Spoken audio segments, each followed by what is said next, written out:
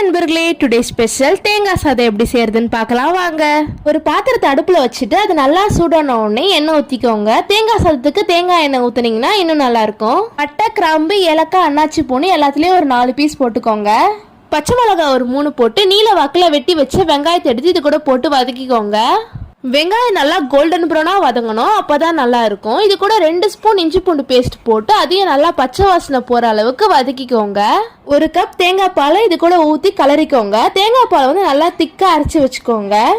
1 cup தேங்காய் பால் ஊற்றிருக்கோம், அதனால 2 cup தண்ணி ஊற்றிக்கோங்க. எல்லாத்தையும் நல்லா மிக்ஸ் பண்ணி தேவையான அளவு உப்பு போட்டு ஒரு மூடி போட்டு க்ளோஸ் பண்ணி வச்சிடுங்க.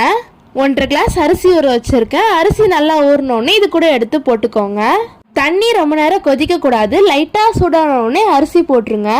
ஒரு மூடி போட்டு வேக வச்சு எடுத்தீங்கன்னா நம்ம தேங்காய் சாதம் ரெடி. தேங்காய் சாதத்தை செஞ்சு முடிச்சு நான் இந்த வீடியோவை முடிச்சுட்டேன். அடுத்த வீடியோவில் உங்களை சந்திக்கிறேன். பாய்.